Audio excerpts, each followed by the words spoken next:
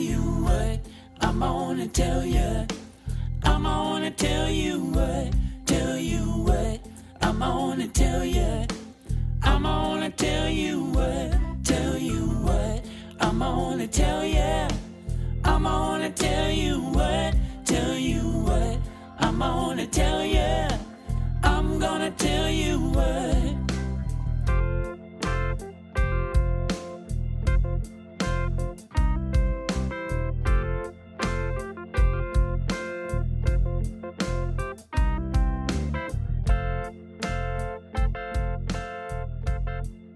Man, I love our new theme song, don't you?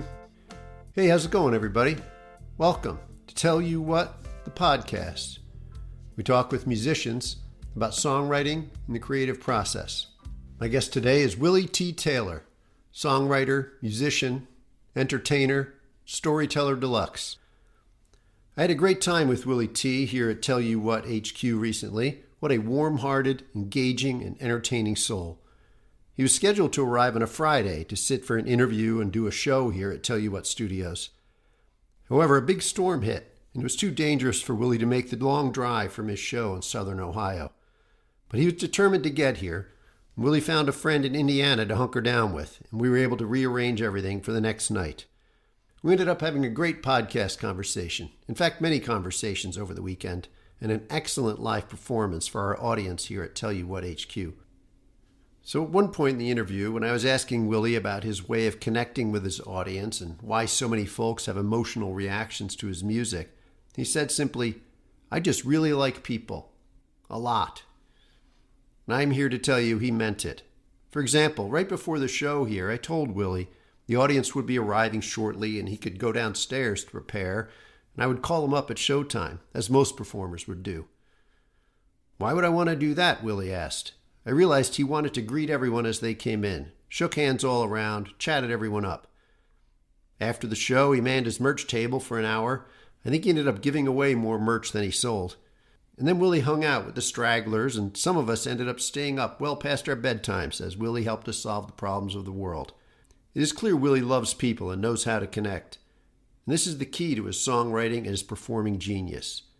He gets people, loves life, sees the connections, and as a result tells stories with his songs that ring so true, they sound like they have existed forever.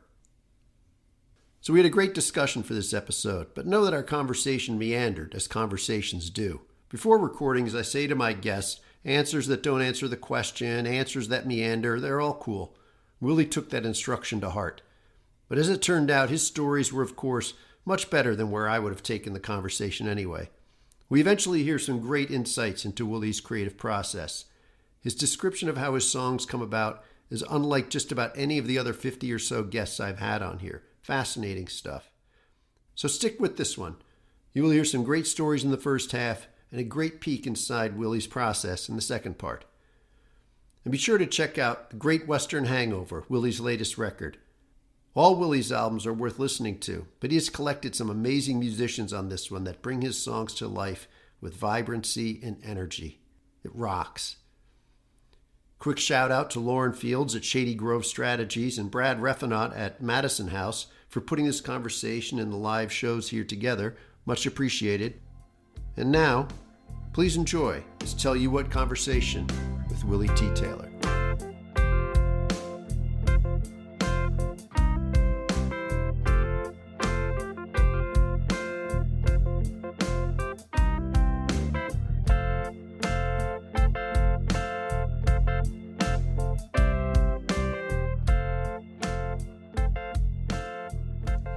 All right, Willy Tea Taylor, welcome to Tell You What, the podcast. Well, thanks for having me. Yeah, you are, let's set the scene. You made it here to the Tell You What International Headquarters in the Epiplex here. Yeah, day late, but... Yeah, your intention was to get here yesterday. A blizzard said otherwise, right? Yeah, happens. Well, yeah, let's talk about that for a second. This is life on the road for a touring musician, right? This is it's not all glamour out there as you ply your trade, is it? No, it's a lot of driving and putting yourself out there at risk a lot. I listen to a lot of audiobooks, so I just get in a groove and kind of get to where I'm going. Yeah. Hope Hope we don't need a tow truck. Yeah, touring the northern Midwest in the winter. I don't usually do that, so it's new to me. Well, we're glad you were able to make it here. A day late is still worth it in our book. Yeah, I'm glad it worked out. And we're going to actually be hosting a show here and tell you what studios tonight with you, so we're looking forward to that as well. Yeah, me too. So where is home for you these days? You were born and raised in Northern California. Do I have that right? Yeah, like northern central, Oakdale, Knights Ferry, California. But you no longer live there. Nope. I moved when I was 45 to Michigan for a couple years, or a year. And then I moved back to California for a couple months and then ended up in Nashville. My friend had a house out there, and I wasn't on my radar to end up in Nashville, but I did somehow, so I'm out there now. That's a big change from cowboy territory in Northern California, isn't it? Yeah. I mean, I've been on the road for 20 years, so I kind of get a little piece of everything. So it's not shocking, but I don't know. I like rivers and, I mean, they're out there. Yeah, but they have a river. Yeah, but it's really fun. It's a lot of great people there. Yeah, I'm sure. Yeah. Talk about your early days growing up out there in Northern California. I mentioned cowboys. I believe that where you lived is considered the cowboy capital of the United States. Do I have that right? Yeah, there's a lot of argument as I drive around the country, which I agree with. But now it's mostly almonds. The joke is it used to be a cow town until the nuts moved in. But my family, third generation cattle ranchers. Yeah. And my dad still has a few head, but Any musicians in the family? On my dad's side, there was my great uncle Leland, great uncle Leland. He played the fiddle, but that's about it, really. Well, then let's talk about how you came to music as your creative outlet. If I have this right, you really didn't start playing or writing music until you were somewhat older by the standards of performing musicians. Yeah, I would say I kind of started around 22. Yeah. Something like that. What's that story? How is it that it took you that long to find music? Well, there's I guess I always found it.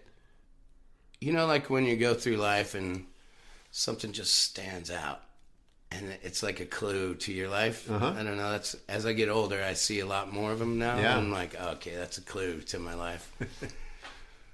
My dad was fixing fence on this beautiful ranch he was the head guy at. He was fixing fence, and I remember just being in my underwear in the truck, and it was hot.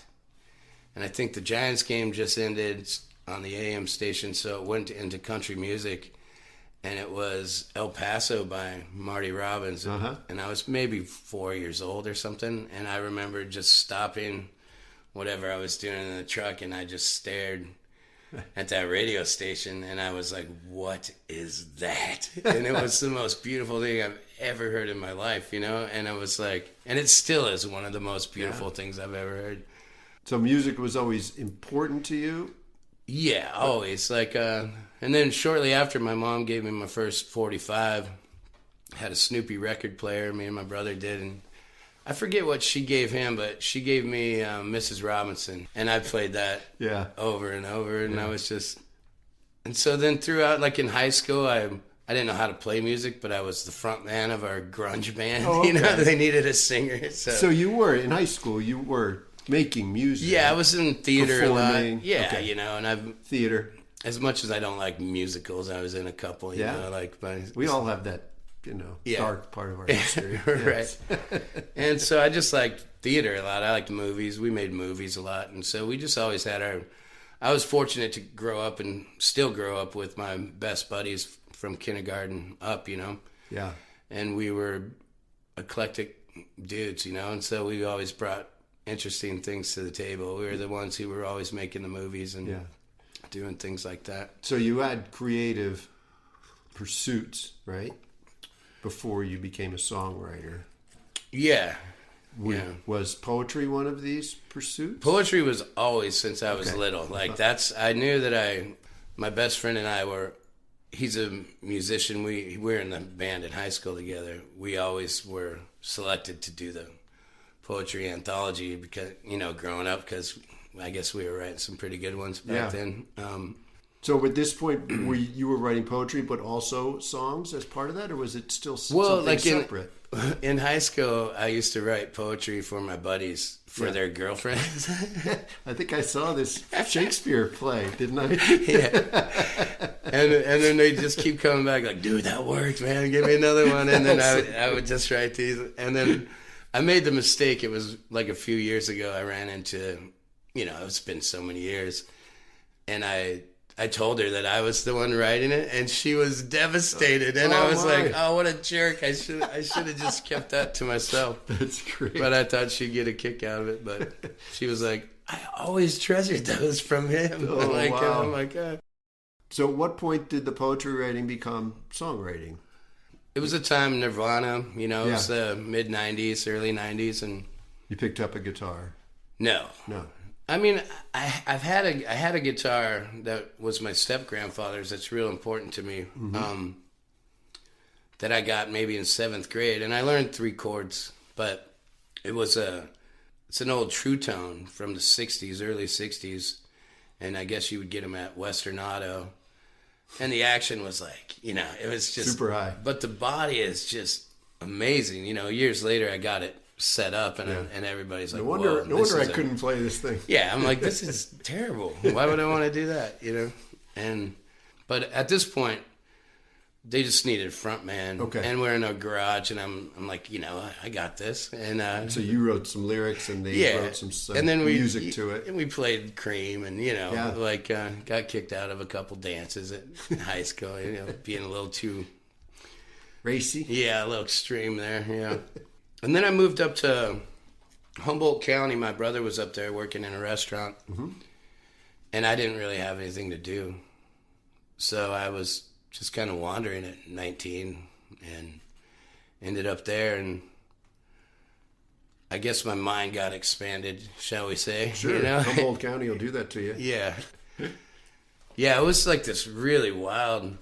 I mean, because when I was 18, right out of high school, I finally went to this festival that my friend's family throws, and it's always the most beautiful festival, but I never went to it. Mm-hmm.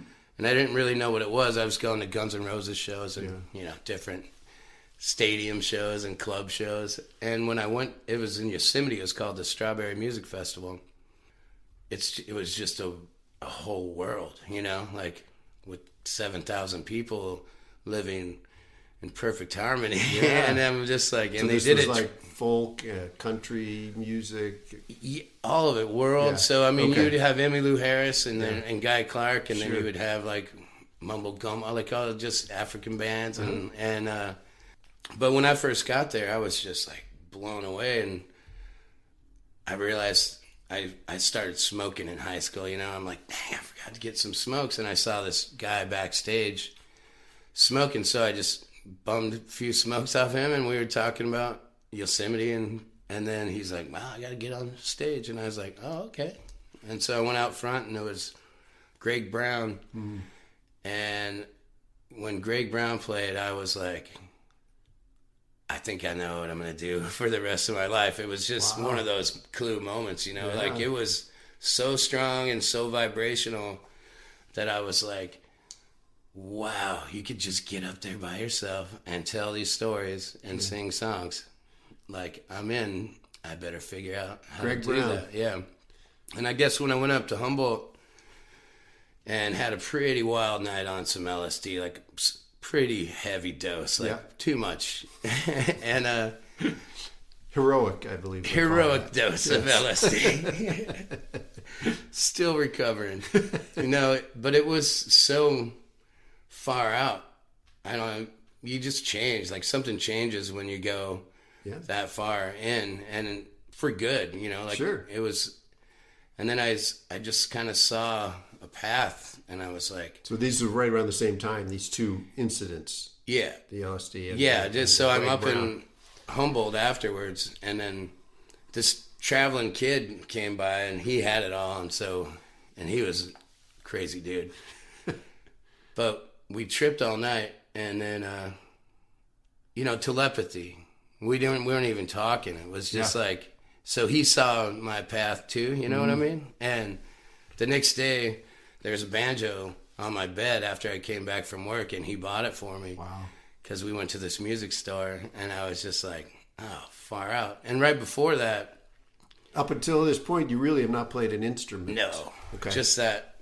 Well, before that, I spent my whole paycheck. It was $74.50 washing dishes at an Italian restaurant. And I went over to the antique shop, and there was this really terrible mandolin, a Hondo, all beat up. Yep. And they wanted $75 for it. And I was like, dang, I'm so close. And then 50 cents short. yeah, and I walked outside like all defeated, and then this brilliant idea came into my head, like, I bet it'll take $74.50, and I gave him my whole paycheck, and I couldn't afford to do that. I mean, look at that was my paycheck, $74.50. Yeah, that's life, and but without thinking, I just did it, and I went across the street, and my boss fronted me for next week to get some strings.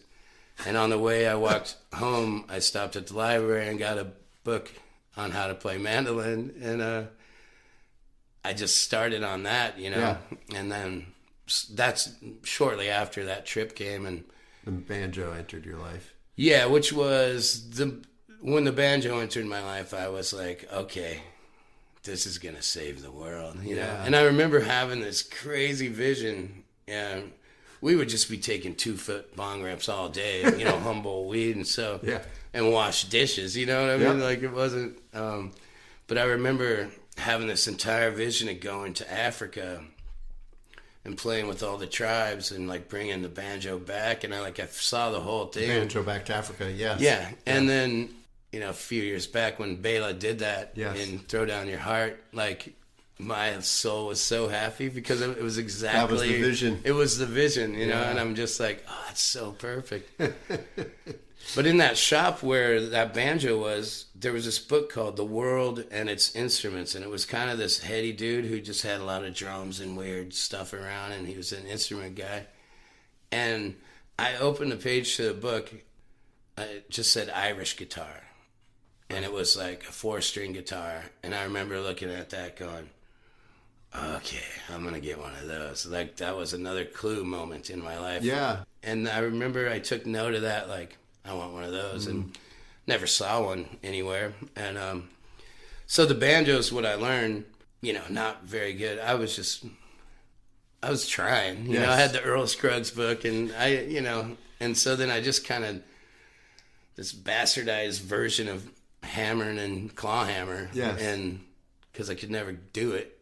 So then it became the banjo. I was obsessed with it, Were you able to write songs and sing with the banjo? That seems like something that would be hard to do. I mean, it's not really. Yeah, I annoy myself on the mandolin and the banjo unless I'm by myself with the banjo. Okay. Then I surf, on it because it's really... So that's why I'm just, man, it would be cool to have a banjo crossover, like a guitar. And you found it in this book. Yeah, and I knew there was one, and like I just didn't get one until later in life. I played banjo in a band, and we started the Harry Wavo Trio and sang songs about weed, and and then slowly. How many songs about weed did you? Oh man, quite a few. I used to smoke quite a bit. So I find this a little bit fascinating. You were in high school writing poetry. I guess some of it was becoming songs. But until later, it almost didn't even dawn on you that you could do this yourself or that you should do this yourself. Until I saw Greg Brown. Brown. And so that like stuck in me. Like, I can do what he's doing.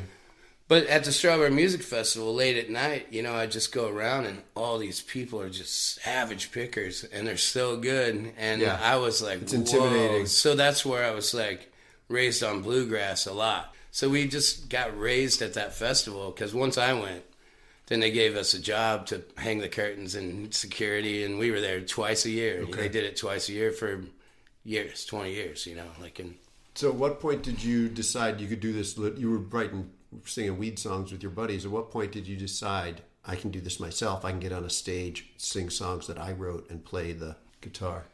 My friends that I was speaking of growing up with, they had this, crazy household. It was like an incubator of madness. Okay.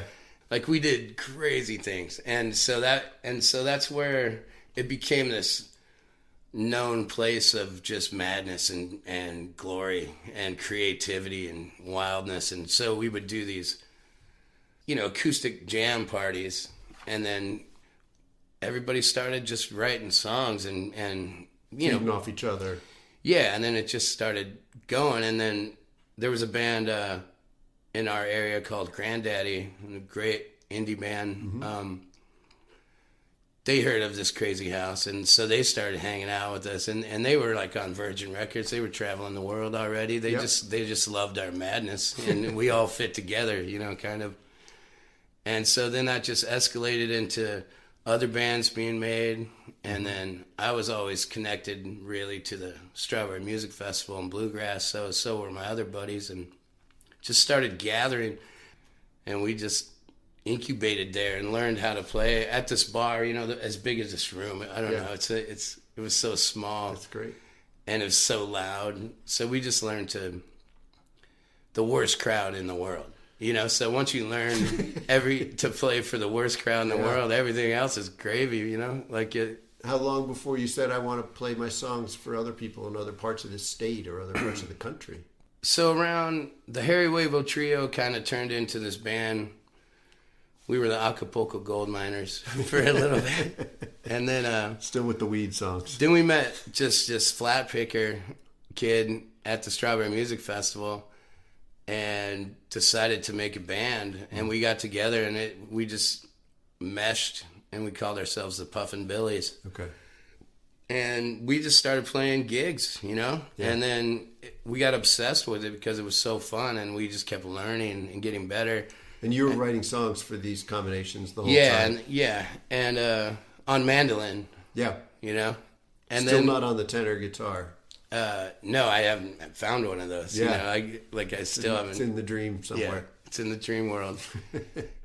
Then somebody else in the band got a mandolin, a good one, and they got really good. So it's like, all right, I'll play the banjo, I guess, And I tried to put gut strings on it and quiet it to get a little more like I wanted. And then one of the guys in the band just became a ripping banjo player. So I was like, and right when that happened, we went to the music store, and there was a 1932 Kalamazoo plectrum guitar, and I went, that's it. That's the one right there. And the guy goes, I just came in on trade on $100. And I was like, $100. And I got it, and my whole world exploded. Now my voice, everything made sense. And when I write, I just bonded with it, like an avatar. And this instrument allows you to perform solo, maybe, that you couldn't before. Is exactly. That also something which never stopped me. I was having this conversation last night with my friends. They're learning to play a lot of songs, and some they're still shy about it. Yep. And I was like, I knew that in order to get good, you're just gonna suck, for a while. Yeah. And so just get past it and suck, and kind of don't care. And people have told me that about songwriting too. You got to write all the bad songs first, so you start writing good songs. Or I don't know. Sometimes some of the first songs I ever wrote are still some of my best songs. In the catalog. I guess that's. I used to have a method. I don't do it so much anymore. I'm trying to get back into it, but life, gets so complicated. But when you're a young stoner, you could take a nap.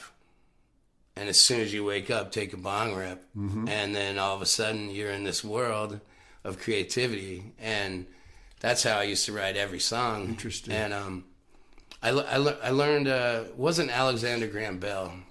I'm known for knowing a little bit about a lot of things. Okay. So I always take my solid information as just I'm like a fritzing. My fact checkers are on vacation, don't worry. Yeah, good. The electricity guy. Thomas Edison. Oh, sorry. Yeah, Thomas Edison. I think would sit in a chair with ball bearings and pie tins underneath him, and as soon as they woke him up, he would start drop the writing. And then I was like, wow, I wonder if that reefer nap mode kind of locks you into that. Yeah. And so maybe interesting something there. Yeah. That's something you and Thomas Edison have in common. Yeah. You started to say this a little bit when you discovered this guitar, about the tenor guitar, about how it fits your voice, and talk about how it changed your approach to songwriting. Well, when I got it, I looked it up, and this happened to be a plectrum, so it was a longer scale. Okay. And so I just tuned it in G, like a banjo, Because that's what you knew how to play. Yeah, and then I was like, oh, this is... And I knew all the chords, and so, like, that got stolen from me. I'm still looking for it, by the way. It's very unique. Okay. You're scared to describe it in case anyone sees it? Well, it's a 1932 Kalamazoo, and I think I have my name carved in the back. All right. Keep your eyes out for it, people. The valuable reward waiting. But then I found a 29 Gibson that my friend bought, and she never really used it. And then she gave that to me, and that 29 Gibson just... And then I tried using tenor strings, and I'm like, no. So I just started stringing it with regular guitar strings. And those older ones at first are like, what are you doing to me, But then they settle in, And so I've just learned to play tenor guitar and open G with regular guitar strings. And do you think that opened up your songwriting? Absolutely. Yeah. It was just warm, you know. I needed that warmth, and I was always trying to stuff my banjo to make it warm, like a umbasha, like an African banjo. I think is probably my ultimate instrument.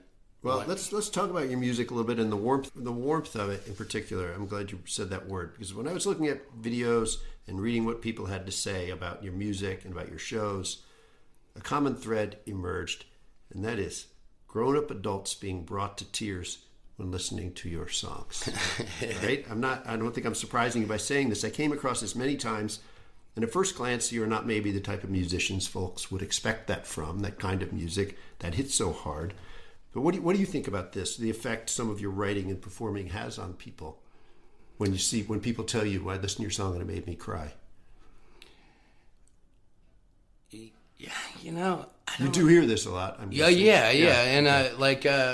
feel it. I mean, that's what Greg Brown made me do. Yeah. And so that I think I understood it. Like it was, this is a relationship with the crowd, and I was in theater, and it's the same thing. Like I've just always really loved people. A lot, and at that time of the LSD and whatnot, I got into massage school because I wanted to help people feel better. And there was great schools up there. And I learned some intense, crazy things that changed my life on beyond LSD. Wow, we're powerful beings. Yeah, and connecting with people in different ways. Yeah, and I came back down to Oakdale. My son was conceived. And we came back home, my girlfriend and I.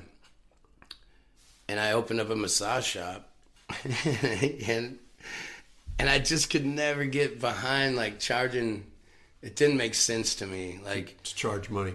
Yeah, I'm like, if I could help you, why would I charge you? That's insane. And yeah, one time this lady was dying of cancer, and she asked if I could save her, and I could feel it. I couldn't save her. I'm like, oh, wow.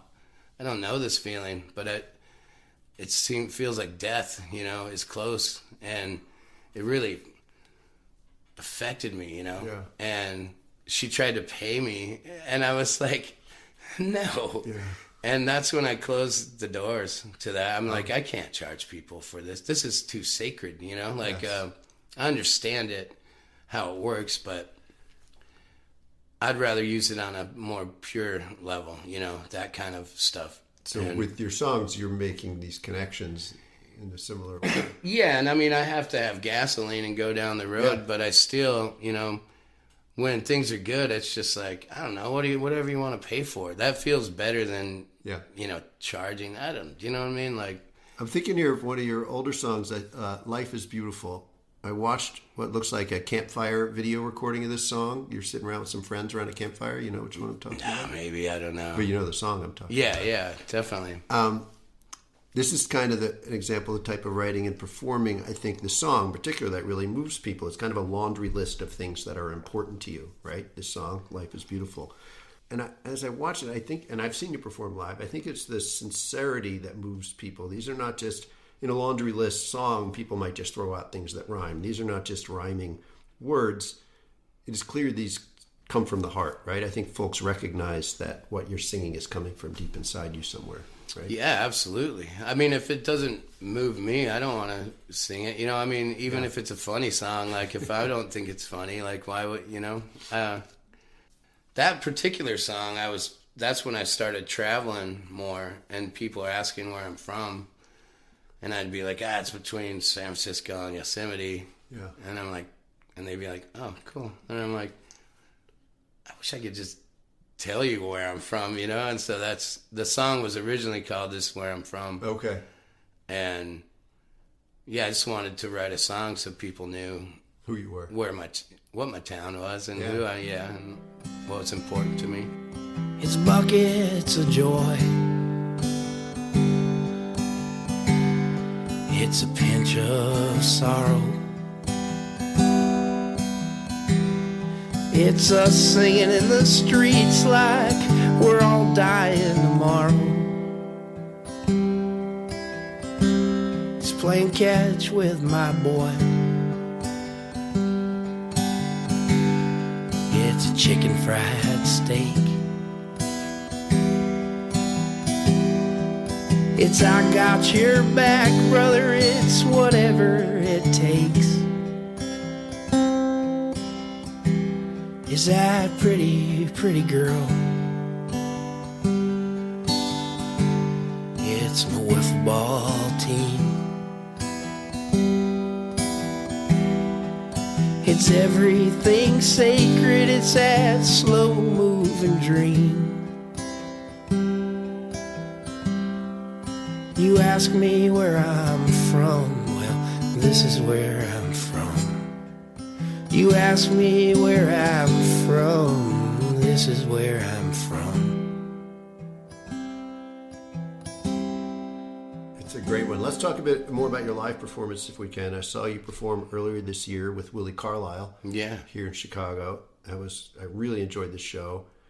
In fact, I didn't know much about your music beforehand. I came away a true believer. So what is important to you about your live performances? What is it you're trying to do up there? Part of it's like, I just want it to be an experience, you know, like for me. Okay. You know what I mean?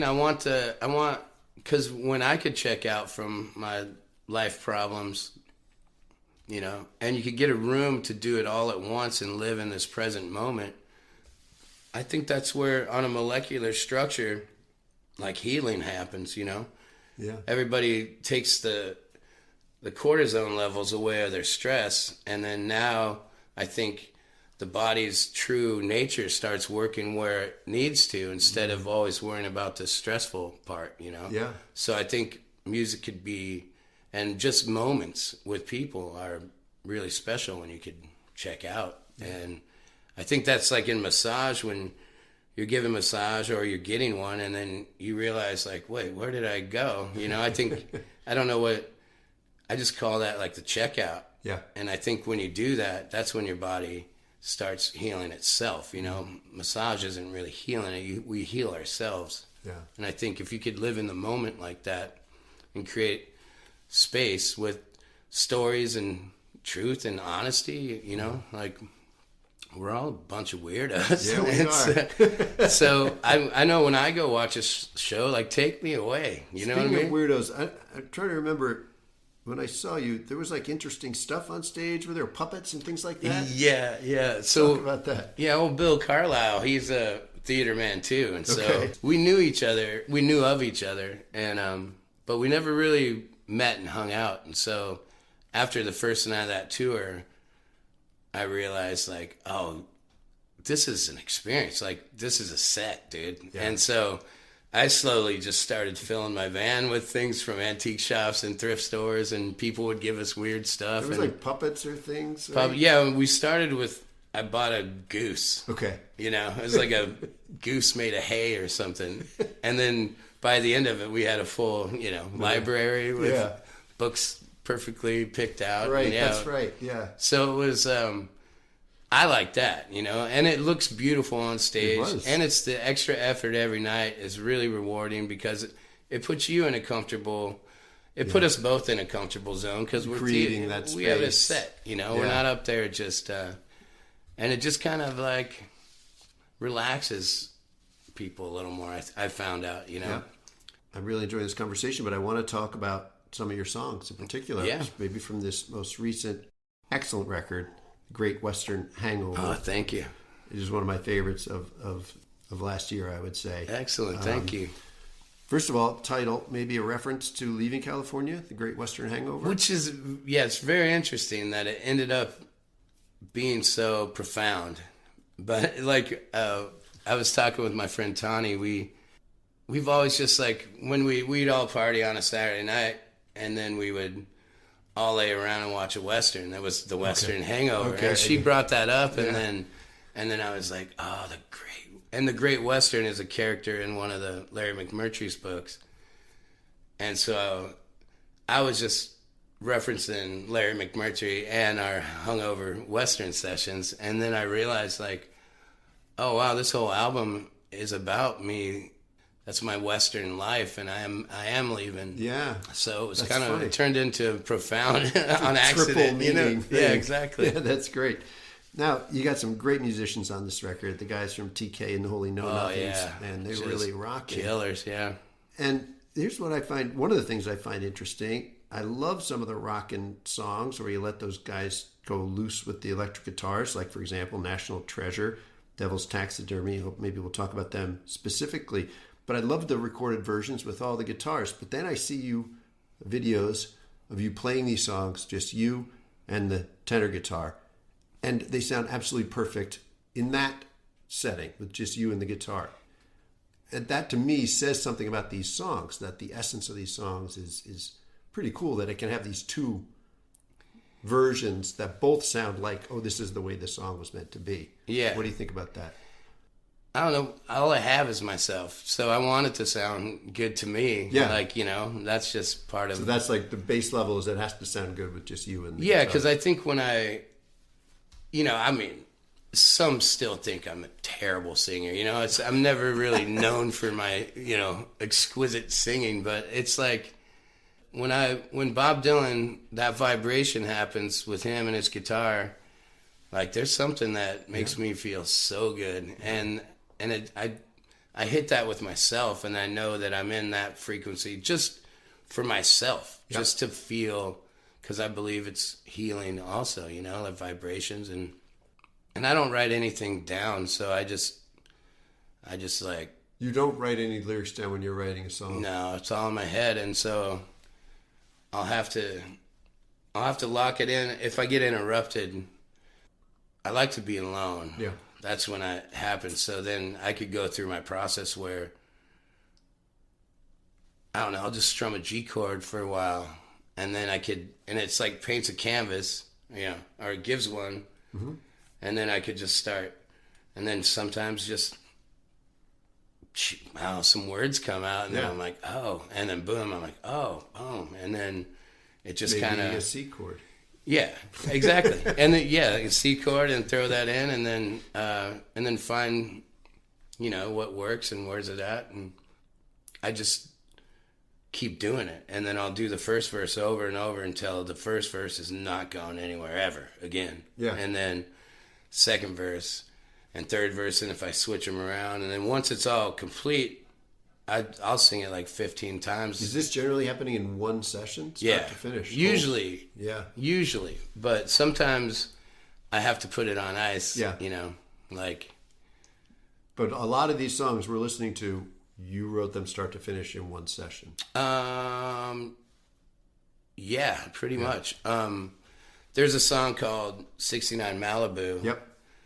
And I wrote that. I was hanging out with the Rainbow Girls. I don't know if you've seen them. They're wonderful. 80s. I've seen them. They're hilarious and talented. Yeah, so talented. And I wanted to write a 1980s summer power hit. Okay. And that started as a joke. And I just went, I met her at a rock and roll show. Yeah. And then And then we just started kind of messing with some ideas about it, and she came up, I think it was, she brought up the line of like, kind of help raising her mama or something. I'm like, oh, that's good, you know? Yeah. And so then we had like a couple lines from it, but it was a worm in my head. And so it was almost an entire year, because I would be late night hanging out, and I just start crafting it again, you know? And so I pretty much, with late nights hanging out with some friends and different things, kind of got to that final. So it was like a year long. Yeah, it's interesting. You have these two separate kind of ways of doing it. That one is a year of, that's not usually versus the one session thing. She moved from Omaha to her cousins in Santa Cruz.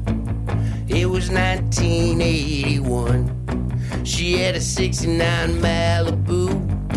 Her daddy never made it back from Nam, even though he said he would. She tried to raise her mama right, the best that a good girl could. She left it all behind to see what she could find. She rode into town that night, feeling freer than her red hair blowing in the wind. That's when I met her at a rock and roll show, and we got down. I never felt so high, just getting down. I want to talk about the song National Treasure. This is one of those songs that you could perform solo, but with the band, boy, it just... Yeah, it's a fun one, It's a really fun one. It's like the best of Tom Petty and the Heartbreakers kind of thing, but it also has this... Well, yeah, since Thomas Earl died, I always had in my head I wanted to do an ode to him, you know, and... It's beautiful way to do it. And I kind of accidentally, it just came out like that, and I'm like, oh, there it is. That's... Not that I'm comparing myself anywhere to Tom Petty. I was... Well, you got some help on that from the fellas on the guitars. Yeah, they're good. But some absolute gems of lyrics in here. I could quote the whole thing, but there's that singing John Prine like the bait and tackle choir. That one really got me. I had to play it a second time to make sure I was... There's the train. There's the train. Isn't that romantic? Yeah, it is. I like it. That one line got me. And here's another one, that one at the beginning where you say, you're packing up your records, you're filling up your mug, you kiss the farmer's dog. That cracks me up every time. Is kissing the farmer's dog a thing? Well, I guess it was this was an actual girl I met at my friend's. Yeah, tell me the story behind this song. Yeah, she's my friend. She's a hat maker, makes great hats, Halfstead hats, and she was getting married on her farm and wanted me to sing at the wedding. So the Rainbow Girls were there again too. Yeah. We always run into each other at neat times. And there was a girl working on the ranch, and my friend's like, I really want you to meet this girl. I feel like you guys probably have a lot in common. Uh-huh. And, you know, I met her, and I was just like, what? Are you a real person? Like, she had a wood lathe that was like turning a bowl. She had a Kawasaki torn apart. She had John Prine on the record player and making jasmine tea. And like, and I was like, Jim Harrison books laying everywhere. Yeah. And I was like, records. And then I was just like, whoa, she had feathers and taxidermy. And like, I was like, my God, I was smitten right off the bat, you know? And the song wrote itself right there. Yeah, well, in the morning I went to go get coffee for everyone, and I bought her some flowers. And I thought she said, oh, nobody buys the forest of flowers, you know? And I was like, that's the coolest thing I've ever heard, like somebody calling themselves a forest. Yes. I'm like, you are? And then she was like, later, she's like, florist, dude. I'm a florist. And I'm like, oh. I'm like, I like forest better. Forest better, too. I like it better. And I really wanted to stay and hang out with her, but I had to get back to California. So I made the decision to just go. And I wrote, the first song I wrote was Wild Buckskin. That's about her, too. Wow. Because... I mean, she had a 71 Chevy. She rebuilt herself in an ambulance. She turned into a tiny home, and like, she was cool, man. Wow.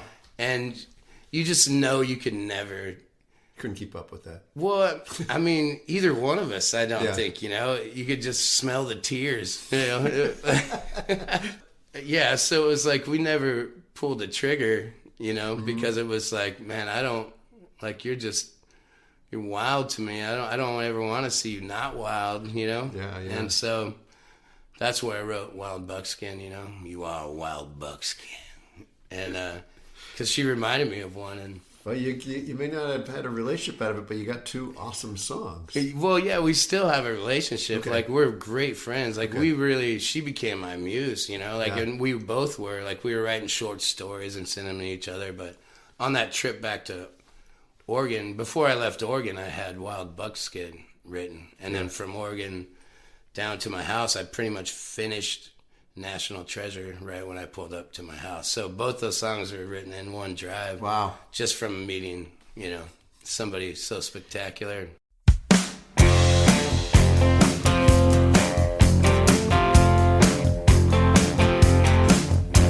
It doesn't take long for your feet to get itching, and you boxing up your books, you packing up your records, you fill your favorite mug, you kiss the farmer's dog, and you take off in your 71 Chevy. With the windows rolled down, they're dancing around, smoking Mobby lights as you're driving through the night, singing John Prine like a bait and tackle choir, not knowing where you're going, you're just happy that you're going. And when you get there, you write us all a letter, sealed with dirty hands and a roadkill feather, just leaving us dreaming about you, the bona fide national treasure. You're driving your truck, you're writing a song, you're just singing it in your head over and over? How's this happening? Just dashboard. John, I think I write songs with rhythm. Yeah, so you're beating your hand on the dashboard and singing while you're driving. Yeah, and then once I kind of get it, I'll just figure out what chords Yeah, it is, kind of. that's pretty good. So earlier days before I moved to Humboldt, I delivered pizzas, and it was like this Toyota truck with a perfect dash. So I would play harmonica. Perfect acoustic dash. Yeah, and I just write reefer songs, and just dorky songs. But I learned, didn't have a radio, so that's when I don't have a radio. On my van, the dash is a little far. Yeah. So it was kind of hard. I have to more steering wheel beats, You need the customized dashboard extender. Yeah, I need to just build some kind of drum, like a bongo wooden situation. a little cajon, dash cajon. That'd be cool. So many great songs to talk about here. We got to talk about Devil's Taxidermy. This is the one that really cuts to the bone on the record. I remember when I saw you perform, this was the song that made me think, this guy knows things. Like, made the hair on my arms kind of stand up song. Yeah, that one's close to home to me. Yeah. I mean, the version on the record with the electric guitars doing that crazy horse thing is also great. Another example of two versions of this song. I love how you're saying all the things that we refer to the songs, like the crazy horse, and because we love that stuff. Yeah. And I mean, it shows. Yeah, and it's just, why not? Yeah. So tell me about how this song came to you, and it's obviously an important song. Yeah, it was a buddy who,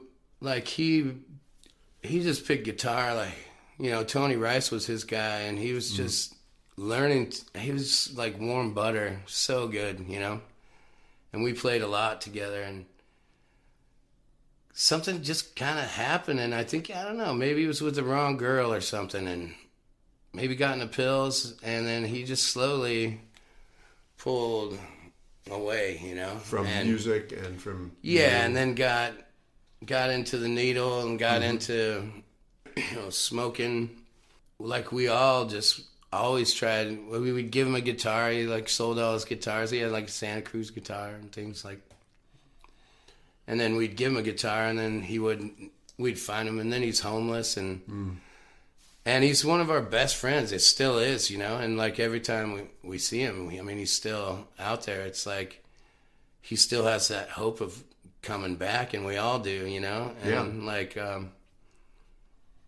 it's just personal like that. I don't mean to air such a personal thing, but I've found that that's all over the world, and people really relate to it, and it's it kind of helped heal me writing a song like that. So talk about the metaphor of the song title, Devil's Taxidermy.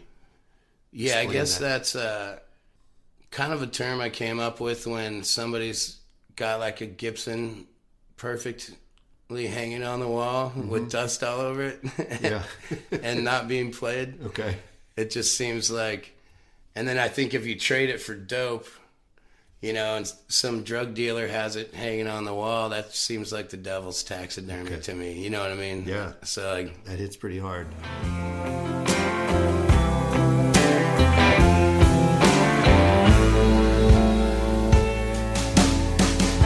How did it feel when you traded your guitar for a night you can't remember when you were living in your car? Where is it now? Is it hanging on some wall like the devil's taxidermy? Just wondering where you are. Oh, that's gotta be the saddest part of it all. Spent so much time just pulling things apart, while the calluses on your fingers turn to that callus on your heart. What was it like when you needed that guitar, but all you had was enough scratch for that itching in your arm? Oh, that's gotta be the hardest part of it all. All right, let's talk about the song Dangerous Beautiful. Two reasons I want to bring this up. One is to call out the amazing Anna Tivell. oh sings yeah, on this she's. song. Have you had her on? I have had her, one of my favorite podcast guests Yes, I've ever had. she is amazing. One of my favorite songwriters. You talk about poetry. Oh, insane. And her partner, Jeffrey Martin, have you had him? I think I'm going to be tracking him down Oh, next. you have to, man. They're so masterful. It's amazing that they are a couple, and it's like they both have these superpowers, It's right? crazy. Of writing. Yeah, and I don't see how they both don't have Grammys. I don't know what's going on where, you know, I don't know how, the music we business know. is weird, but. Yes, I hear this. People say this about you, Willie. So, Oh, man. the other reason I bring this song up, this song Dangerous Beautiful. We've heard you talk about songs that are stories inspired by other people. We've talked about a few of those. When I listen to this song, I feel like I'm maybe getting a bit of your story, kind of that Absolutely. barstool poet kind of person. Yeah, Right? I started, that was one that kind of just stuck in my head for a while. Because I stopped drinking for like 3 months. I've always kind of drank, you know. Mm-hmm. And when you're hanging out at bars and you're hanging out with your buddies and they're having their drunken conversations, it's just different, you know. When you're sober. Yeah, and I'd be jumping right. My drunken philosopher would be all over this one, you know. Yeah. And then, you know, the barstool poet. So drinking's always on both sides of my family. It's just one of those things, you know. And so I don't know. It's probably a relationship that's just probably going to end. You know what I mean? Like it's getting to that time. It just seems more and more like, you know, what are you doing?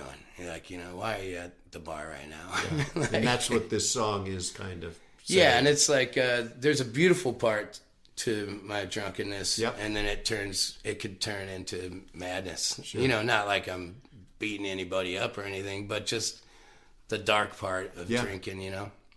So it's like a dangerous, beautiful, you know. Both searching for them barroom smokes, half dead in an ashtray. One stumbling, one slurring, both searching for some words to paint. We are a dangerous, beautiful. You might not want to feed us. We'll be screaming in your ear some nights, wondering why you freed us, wondering why you freed us. We are a dangerous, beautiful.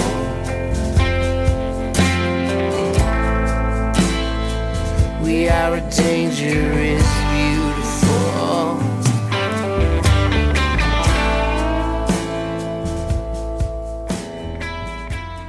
One more song. I think we got time. Yeah. Bakersfield. Oh, yeah. Classic Western country honky-tonk sound matches the story so well of this song. I believe I read this song was inspired by your grandmother? Her Yeah. story? Yeah. So tell us about that, but also I want you to talk more generally about singing songs from the perspective of someone else, right? You're using the first person here to tell your grandmother's story. Is this something that just comes naturally to you? I guess. I don't really think about it. Well, I wrote a song. See, this is another one of those moments, and I must have been around the same age, 4, and she was living down there in Bakersfield, and she had a boyfriend named Jim Bauer. Big Jim is what they called him, and he played at Trout's. He was in the Bakersfield scene, Okay. through the 60s and 70s, and they were both crazy drinkers. And he brought that true tone guitar I was speaking of. That's where that came from. And he was my dad, and they were drinking on this ranch we lived at, and he wouldn't let him smoke inside, so they went and smoked outside.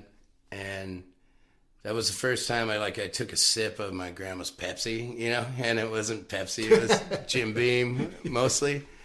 And I strummed that guitar, and my dad it was just, oh, give me a home. Big Jim was trying to teach him that. And when they came in, I was like, doom, doom, doom, doom, doom. And it was the first guitar I ever touched, and I still have that guitar. And so I wrote a song called Big Jim's Guitar. Okay. And it's about both of them from my perspective. And so I wanted to write one from her perspective. And, and then the next one's going to be from Big Jim's perspective. Now, this is fascinating from a songwriting, like the craft of songwriting perspective, to sing the same story, generally speaking, from 3 different points of view, one of them being yours. Yeah. So I'm going to have to do another show where we talk about those 3 songs, and we'll talk about that would be great. how these I different need to write approaches. the Big Jim one. Because my dad and my uncles and aunts, they remember my grandma a lot different than I do. You know what I mean? She was... Did she actually feel this way about Bakersfield? Just Oh, so yeah, our audience knows, the chorus is, "Don't bury me in Bakersfield." Yeah, so I think even as a little kid from Ohio Valley, moved out. I think they were in Lima, Ohio. Moved out to the Mojave Desert, Irish Catholic. Yeah.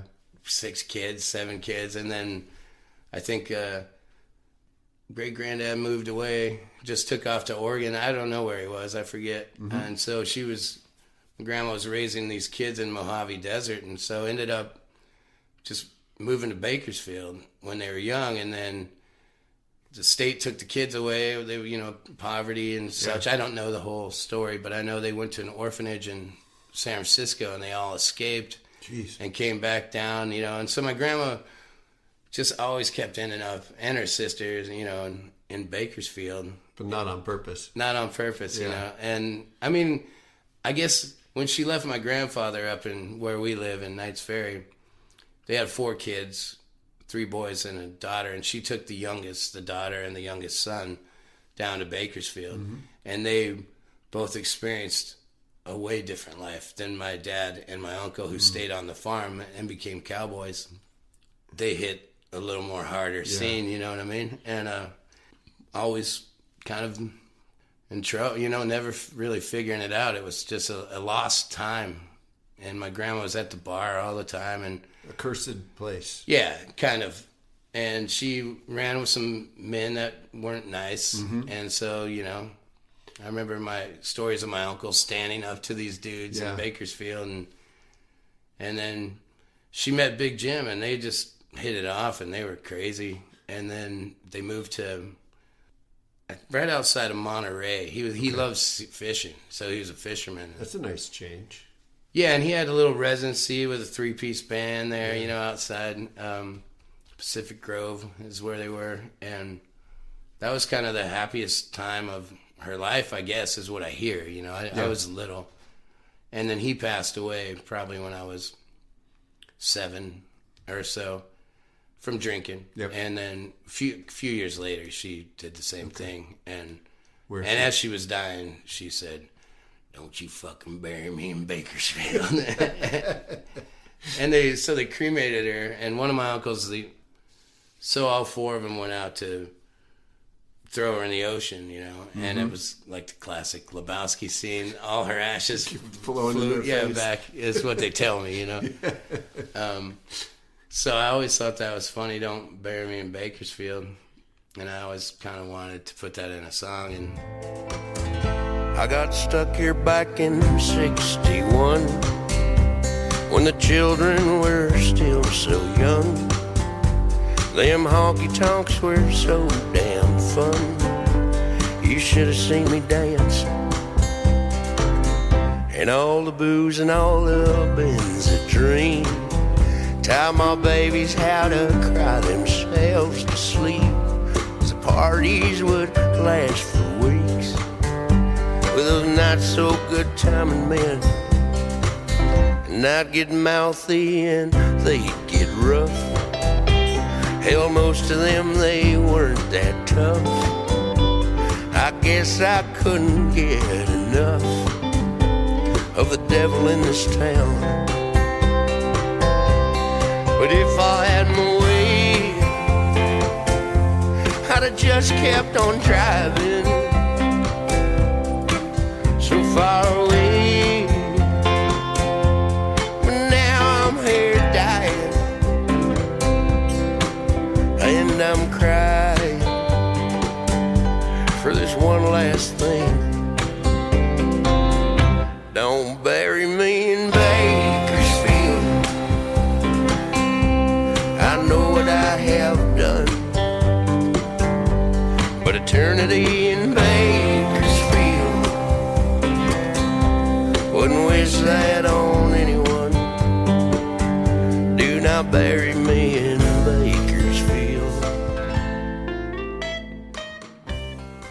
Willie, I've taken up more of your time. Oh, that's all right. I enjoyed talking with you. Great conversation. Do you still get a chance to play wiffle ball at all? You know, I think the last time I pitched, I think the next day, it was hard to move. I think all of us did. We got in these battles with the Cincinnati boys, and so we did 7 years of it, you know. And we both had 3 and 3. So the last year it was like, they took it, you know. And the next day, all of us were like, "Man, I think that might be the last one." Yeah, I know you enjoy it, but I'll still jump into it. All right, this has been a great conversation, Willie. Thanks so much. Yeah, thank you. And I'm really looking forward to tonight. You're going to be playing right here in our studio. It's going to be a great show. And to those listening out there, you got to check this amazing record out, but also go see Willie. Come to a town near you sometime soon, right? Yeah, always. All right, Willy Tea Taylor, thanks. All right, thanks, Michael. I'm gonna tell you what, I'm gonna tell you.